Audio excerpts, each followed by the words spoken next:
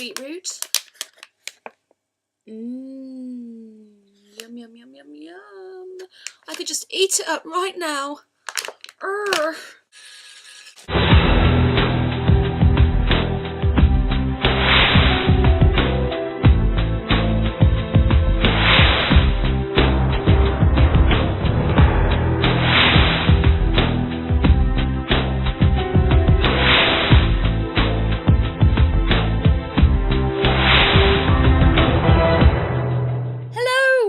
Welcome to the Fantastic 5. This week we're doing top 10, and it can be top 10 anything. So I've chosen to do top 10 healthy eating tips.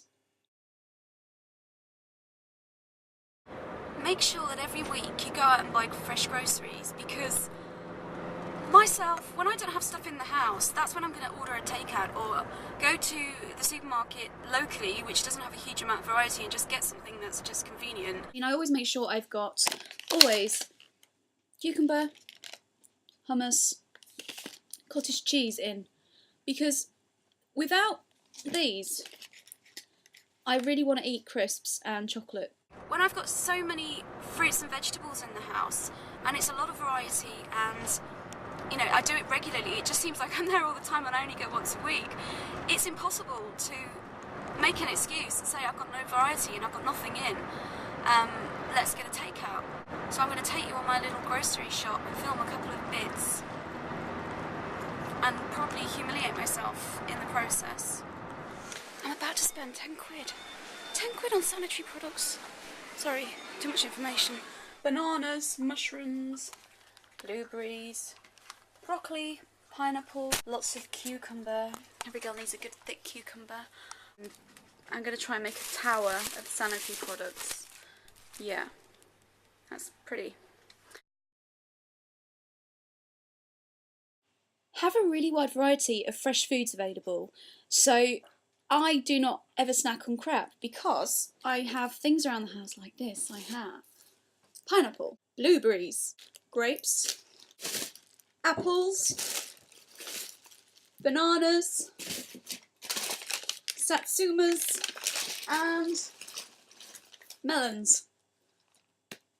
And never an urge to snack.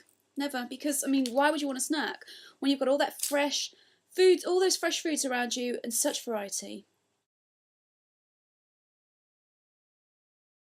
I really like doing my food blog because I don't just talk about what I'm eating, I talk about what I'm drinking, exercise that I'm doing, and certain issues I have, like why do I always add an unhealthy sauce or a piece of cheese or a bit of dip to every meal?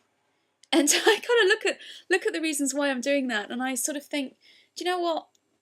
I'm going to stop doing that. Or I might look at my food blog for 1 week and say, this week I ate way too much pita bread. And you don't have to be anal about it and write every little thing down. You can check it out. There's a link down here, and also there's a link in the sidebar. And just have a little look, and I strongly recommend setting up a food blog, because it gives you some great meal plan ideas from other people that you follow. It gets you very much in tune with what you're eating, and it kind of makes me want to be healthier, because I know people are watching it. Look at the grill pan. Oh, what a thing of beauty is that, hey? I can put all sorts in there. Cook it all at the same time. And really, I'm using this as a tip because since getting this a couple of weeks ago, it really has changed the way I eat. Having this grill pan has made it great, because in a few minutes this chicken is going to be cooked to perfection and I can have it in a nice fresh salad.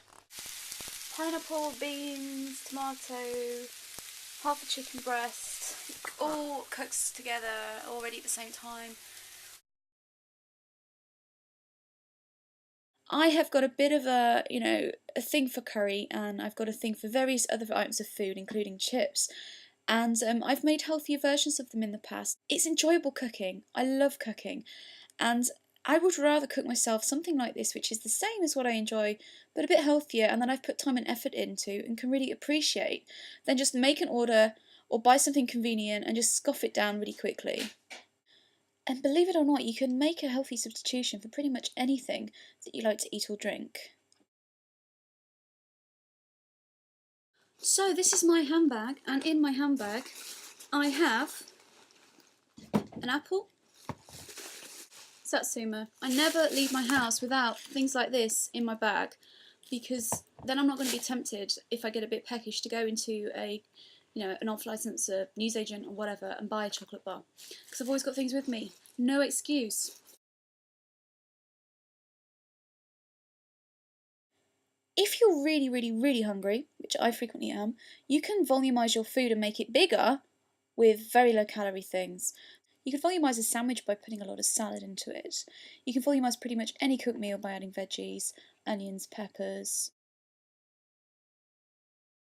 It's really important to try new foods, because when we are stuck in a habit of eating certain kinds of foods, it's hard to think, what can I eat now? I can't eat my favourites. So I used to eat loads of cheese sandwiches and crisps and takeaways. And when I started eating healthy, I was at a loss. I was like, what can I eat now? If I can't eat fatty foods, I've got to cut down on crisps, and I can't really eat chocolate bars anymore. What can I eat instead? I'm going to try a new food item, cottage cheese.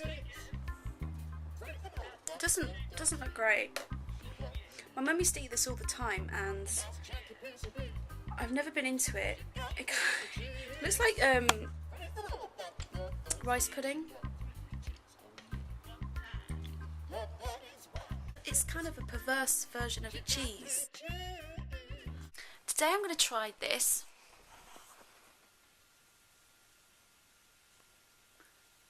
I'm sorry, Django, I'm not going to eat you. You're beautiful. Yes, you are. You're gorgeous. I'd never try you. No.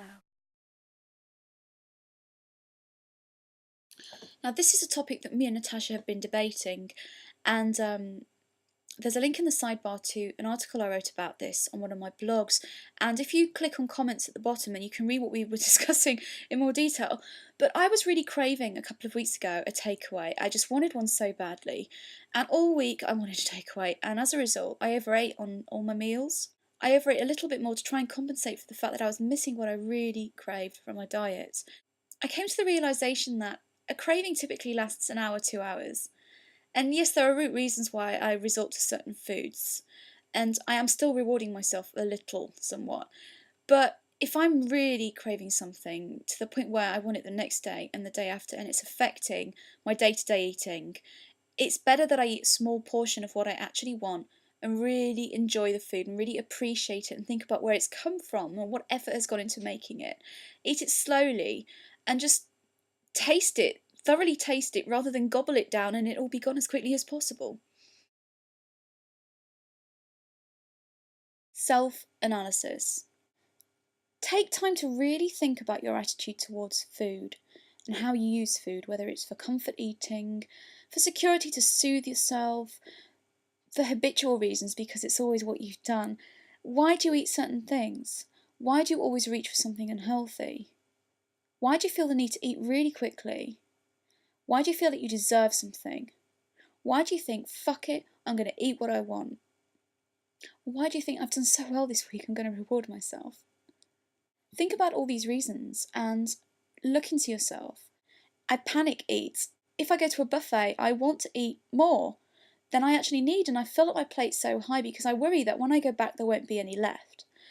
And now that I realise this, and I'm aware of this, I sort of self-talk to myself. I have like a mantra in my head saying, there's plenty of food, don't panic, there's going to be more, you can get whatever you want, when you want. That's all!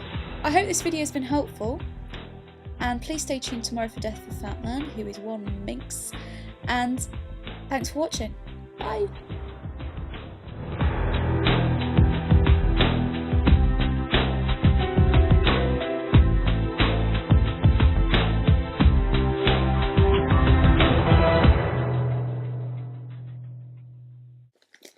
Oh my god! Ah, look at all the food!